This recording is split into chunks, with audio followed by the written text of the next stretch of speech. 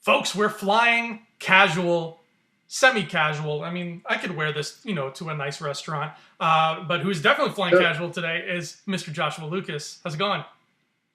it's going well, but I gotta be honest here. I don't know what you're trying to imply because I wear this to nice restaurants all the time. So This you is were my that nice guy at Swiss restaurant get Chalet. up. Yes, and I order like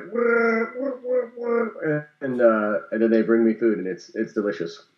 I love that sweater, by the way, and that is from Target. You said. Yes, it's from Target, and it's actually not a sweater. It's a full-on onesie. It's a full-on Oh onesie. my It goodness, goes,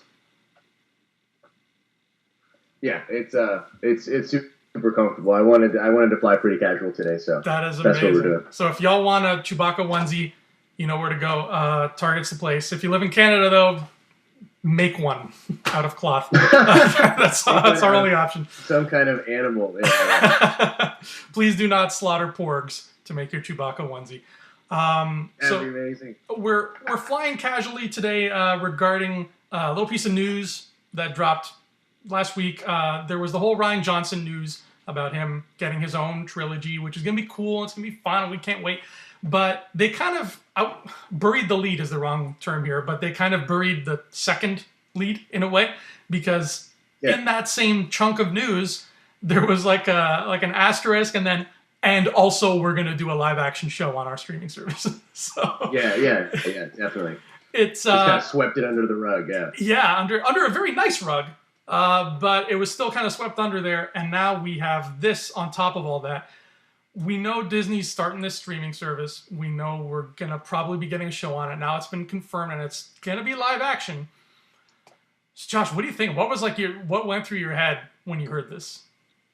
Well, first I just have to say that it feels almost like a deja vu. I almost feel as though we've had this conversation before, which we totally did. I screwed up the recording, sorry. But to answer your question, so yeah, obviously, look, him doing the trilogy, huge news. In general, I love Ryan Johnson. It's a big deal that they're giving this the trilogy to him. He's going to go in some cool places, unexplored lore, very very cool. But like you said, the television show announcement I think is kind of almost equally as big. Like if you would have just made an announcement that we were doing live action Star Wars television, I think that's a huge announcement. I do think it was kind of weird that they sort of like put that in to their announcement with Ryan's trilogy.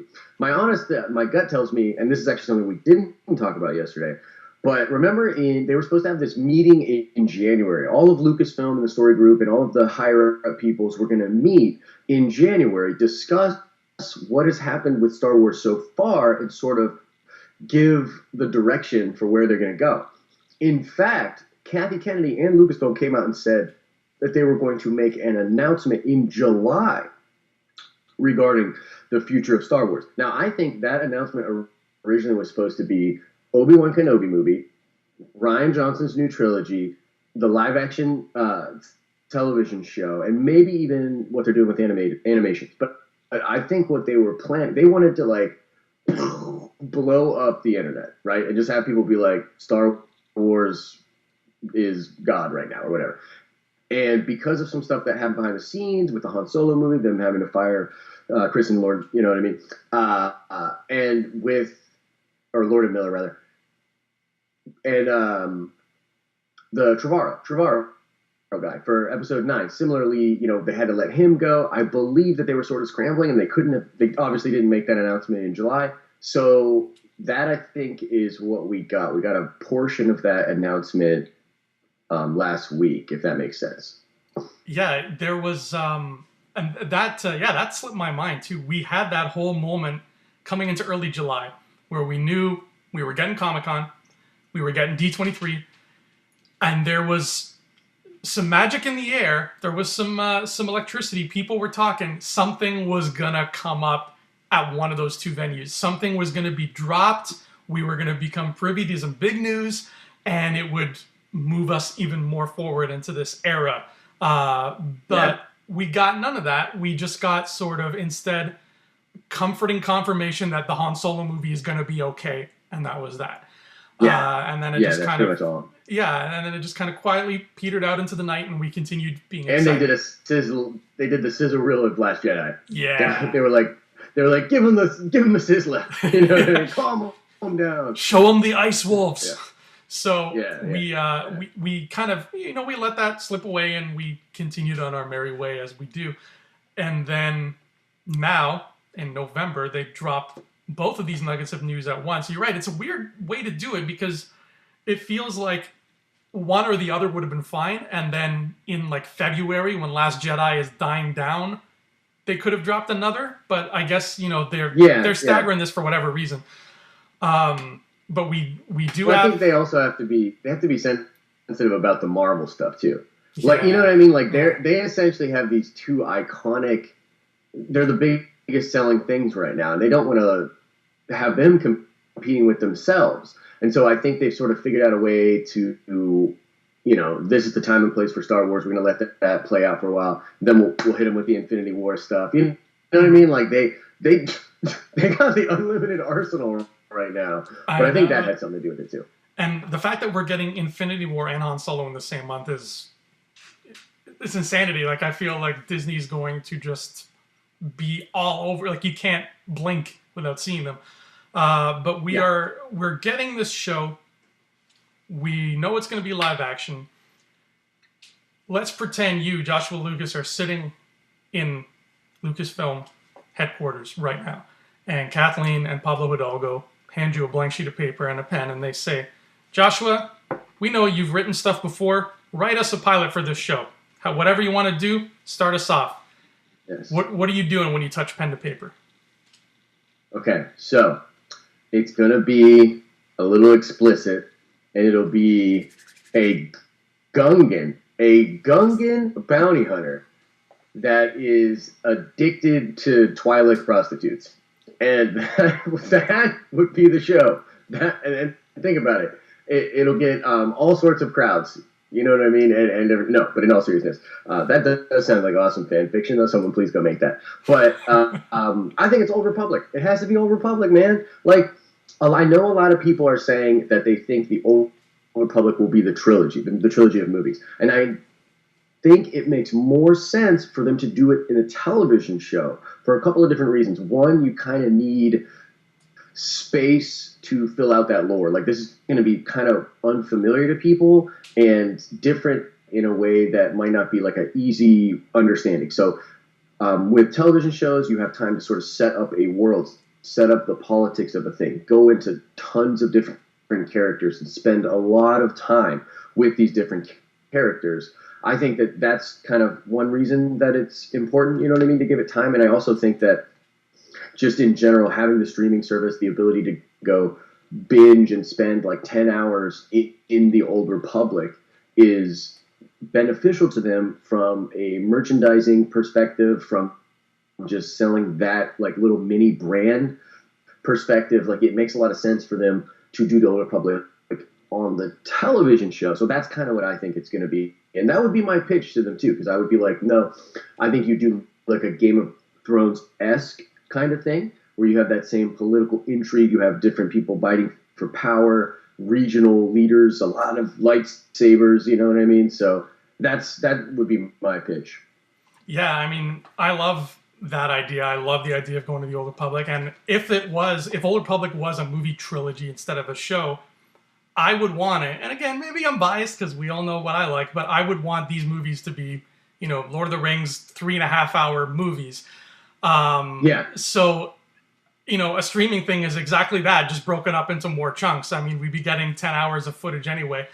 Right. And it does give us a lot more time to soak in this world, because it is going to be a very different world, even though it's still Star Wars. Like, we have to remember when they sit down, if this is their idea, and they sit down and like, okay, Old Republic show, and they talk to the art department, and they talk to Doug Chang and all those guys there who are going to be drawing ships and planets and whatnot, they got to start from scratch, because you can't have a TIE fighter in the Old Republic. Nobody's invented TIE fighters yet. Everything's got to be the technology, the computers, the weapons, the vehicles. Everything has to come from a different place and a different time. They're essentially making a period piece inside a period piece. So yeah, exactly. That's obviously, it'll be expensive. and it'll be time consuming, but we will need that much more time to get ingrained in that world. Yeah. But as far as the topic of expense goes, that was one thing I was always worried about when it came to a Star Wars show. Was I was worried, like a live action show anyway, is can they afford to do Star Wars the way Star Wars should look on a TV budget? And I tend to flip flop. I tend to think sometimes, yeah, it's fine. Sometimes I think, I don't know, man, and I tug at my collar a little bit. But I'm starting to think they can do it with a Netflix. I say Netflix because we don't know what this thing's gonna be called, but with a streaming budget.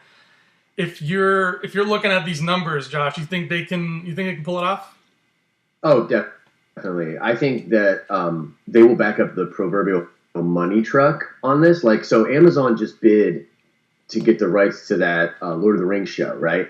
Yeah. And it is rumored, and I don't know, it might even be confirmed, that they paid $250 million, and that was just for the rights. That wasn't for production. Jesus. And so, look, we are heading towards a place where you might see more money spent on these television shows than you get into movies. Because think about it. You got films like Logan, you got films like Deadpool, you got films like maybe New Mutants will do this too, and just crushing it at the box office. And then you have shows like Game of Thrones that is spending a ton of money, or Westworld, which took literally 2 years to create its second season, and they're piling the money on that. And I think that we're in this golden age of television. Streaming's great, home theaters are great. We're heading towards a weird place in entertainment where things are changing. So I say all that to basically bring the point that I think Disney will put a lot of resources into this. This is something that they want a lot of people to be like, I have to watch this.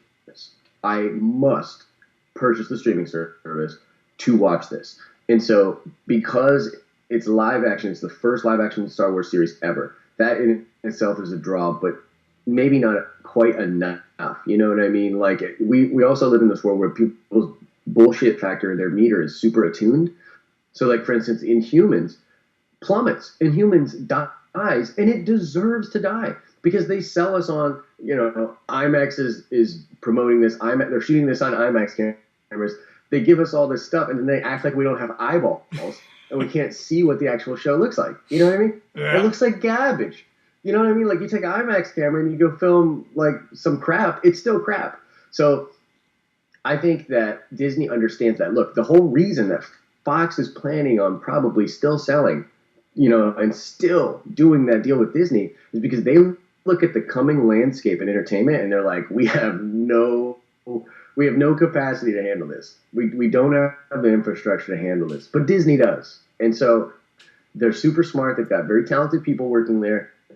They're going to spend, I would say, depending on how many episodes, they will spend more than $50 million to produce this show.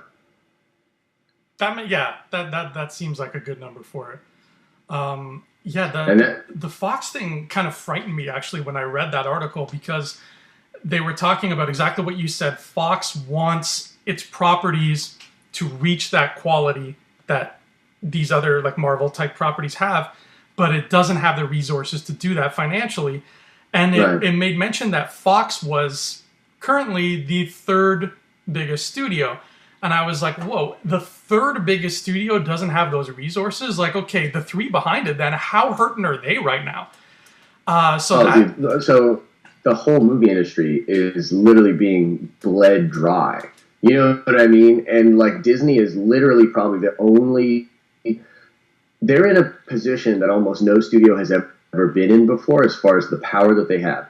I think you could make an argument for, like, the very early MGM days, maybe like 1930s, 1940s. MGM similarly had that kind of market share and that kind of power. But the difference here is that the changes are going to come so much more quickly. The industry is going to change so fast that, and it's not just the resources that Disney has, it's the infrastructure and their ability to, like, change on a dime. You know what I mean? Like, look at what they've done with Rebels just in the season. This new showtimes on Mondays, the multiple viewings, the fact that it comes on that little that app and stuff. I mean, like, they know. They're very on the ball with the trends and people, consuming this entertainment. So I think Fox just knows that, like, they don't think they can win in that situation. So yeah, like, dude, Hollywood in and of itself is in a really weird spot. We are living in such crazy, amazing times. You know what I mean? Like things are a changing. The times they are a changing, as Dylan would say. He You was know? so right. So He didn't even know how right he was.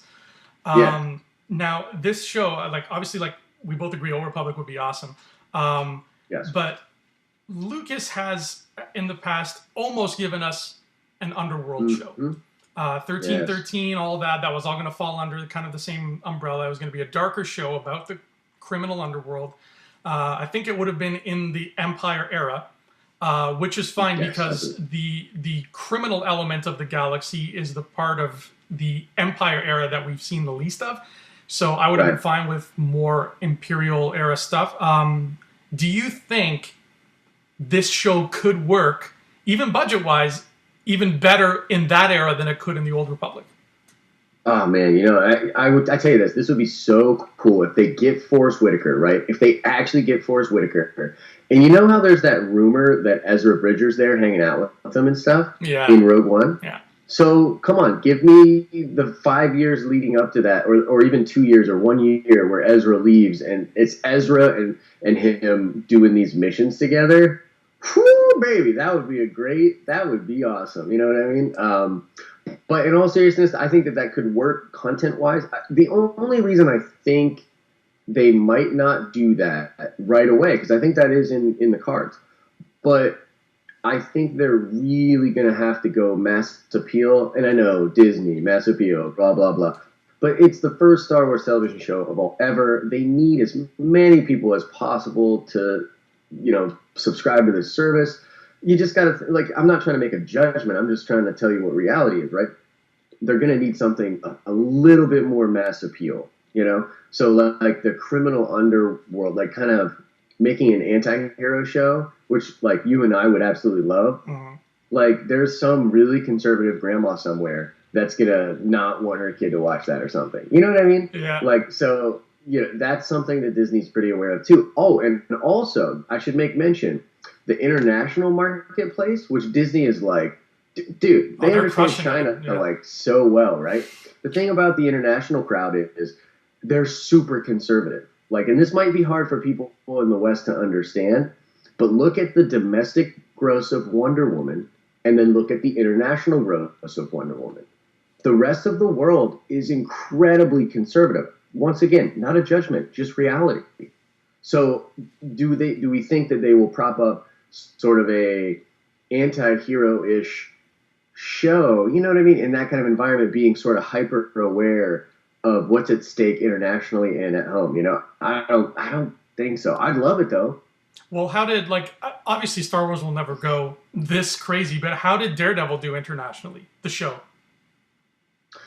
Okay, so that's a little bit trickier. Like the Netflix numbers, the whole Netflix thing is almost like a different animal, but they get a decent amount of subscribers. It's funny. I've heard that the Iron Fist show is actually the most watched original on the entire streaming service, which probably does have a lot to do with international audiences. Yeah, and also interesting note here. Once again, not a judgment, just reality. A lot of people got upset about Tilda Swinton being cast as the Ancient One, and they felt like it was cultural appropriation, right? They were like, why are they putting this white woman in this classic Asian role? Mm-hmm. Well, the truth is, and I'm sorry to tell you people in the West, in the West, the Chinese and a lot of Asian cultures actually think it incredibly racist to continue to display them as these kind of roles.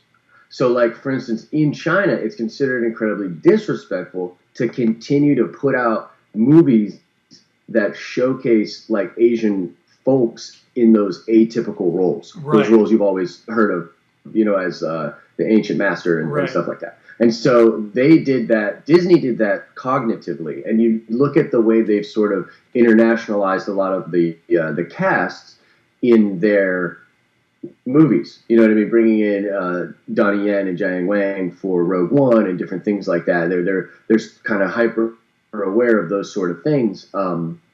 So it's interesting, like Disney. So us in the West, we don't think of those sort of things, but Disney's aware of what the macro picture is on those economics, you know? Yeah, that's a great point actually, and it's very refreshing to see these roles kind of all bleed into each other instead of having those cliches. Like one of my favorite pieces of casting ever was Peter Dinklage in X-Men Days of Future Past, because that character did not need to be a little person. And nothing about that character revolved around the fact that he was a little person. He was just a dude who made Sentinels. But it's like, let's cast Peter Dinklage, not because he's a little person, but because he is a very, sophisticated and soulful actor, and he can get this character great. across. He just nailed it. Yeah. Yeah, no, I 100%. I'm like so into that, and like I said, like I don't, I really don't judge. I kind of consider myself just to be a free thinker. I don't even like try to say a Democrat or Republican. I'm just a free thinker. And so when they, like, for instance, when they cast Idris Elba way back in the day as Heimdall, I just remember thinking, like, dude, I love Idris. He's going to kill it. Mm-hmm. This is going to be awesome. And it didn't even really cross my mind that, like, Norsemen are all, traditionally Caucasian, and things like that, because you're talking about fantasy. You know what I mean? Like, you're talking about a fictional realm. So, like, there are no rules. So, like, there were people then that sort of, like, backlashed. There were people that backlashed against Tessa Thompson. Well, guys, like, dude, shut up. Tessa Thompson is an amazing actress. And my future wife, by the way. I love her. Oh, well, good for you. Yeah. Well, good for you, sir. I'm ripping this stupid Wookiee thing off. It never gets any ladies.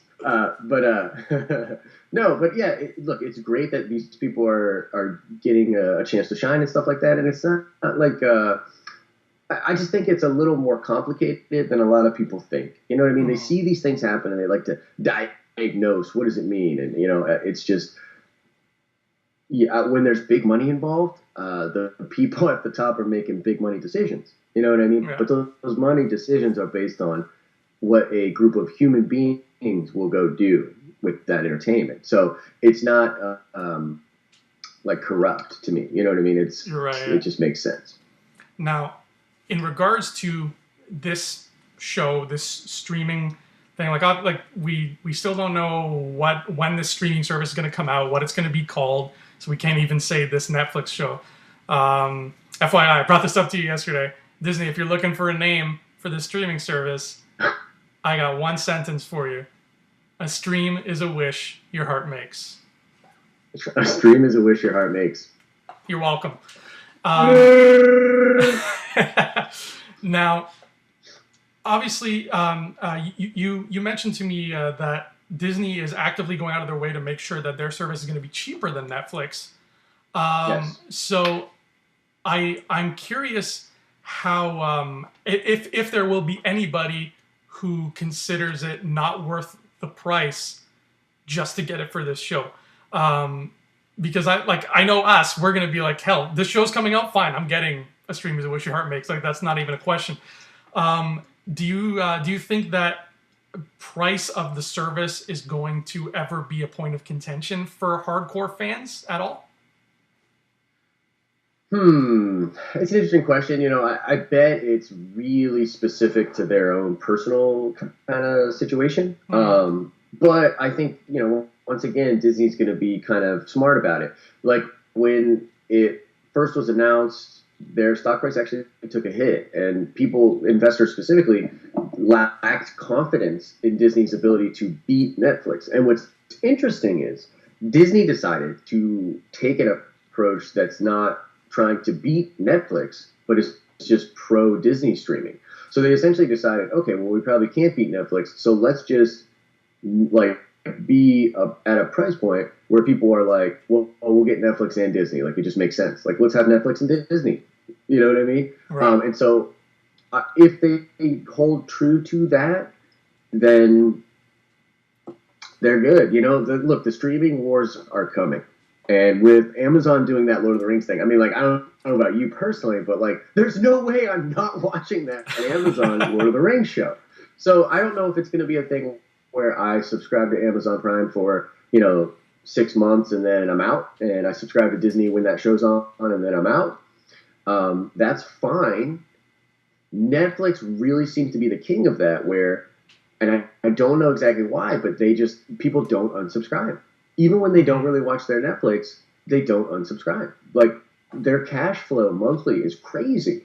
And so yeah, I think that it's the smart move by Disney to go along with it because they probably know, like, look, a lot of these services are going to come out. People are going to have to decide. So for hardcore fans, I think it'll be priced correctly.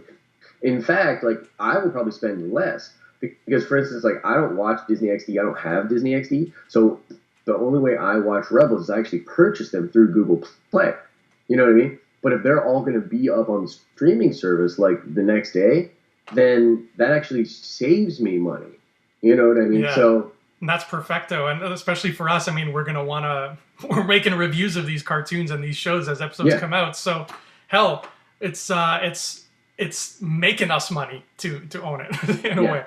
So yeah, dude. Yeah, I think it'll work out perfectly. I feel about this Star Wars show the way you talk about Lord of the Rings show. It's like there's no way I'm not getting this service. I got to see what this show's all about. Whatever they end up giving us.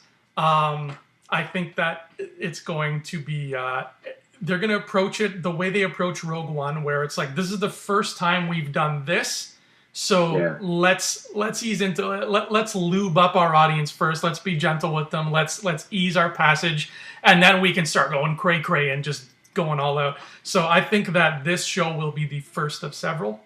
It'll be the most, I agree. Yeah, it'll be the most familiar of these several. But just like Rogue One, they are going to give it to us in baby steps until we know how to walk.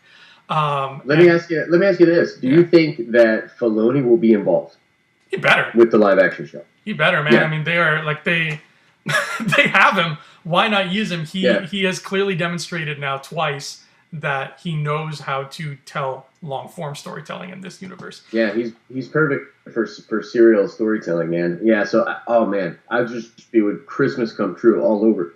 Again, if he if it comes out that he was announced for it, and like I was telling you, I think yesterday, I think it would be so cool if like the live action show is just a teensy bit more mature, and then the animated show that would maybe go with the same time period could be an entry level for younger audiences. And so if we're going Old Republic, like all of a sudden you've got the live action Old Republic and the animated Old Republic, which is focused on loft cats and stuff. And you know, we get there. So together, that'd be kind of cool. Yeah. And I mean, like you said, the kids will watch one. They'll grow into the other. Meanwhile, us... And we'll watch both. Yeah, us big kids will watch both. I will have every Black Series possible on my shelf the minute they come out. So it's a win-win for everybody. Disney's going to spoil us again. But that has been Flying Casual. Hopefully we can stream the hell out of the show. Oh, damn. Oh, no, I should have seen this guy.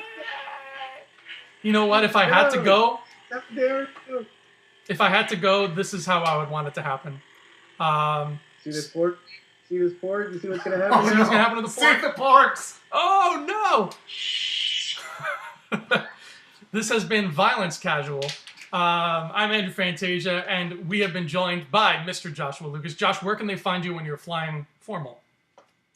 Guys, check the Den of Nerds. We do some videos over there about nerdy things. And denofnerds.com, cool articles. That's where I hang out mostly.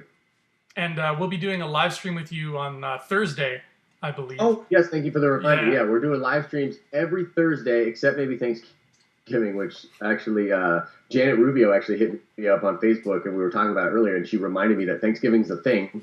And so we might not do it on Thursday. Wait. We already had Thanksgiving.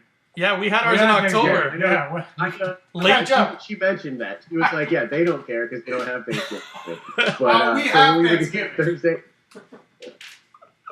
Yeah, no, fake Thanksgiving. We get it. Yeah. So yeah.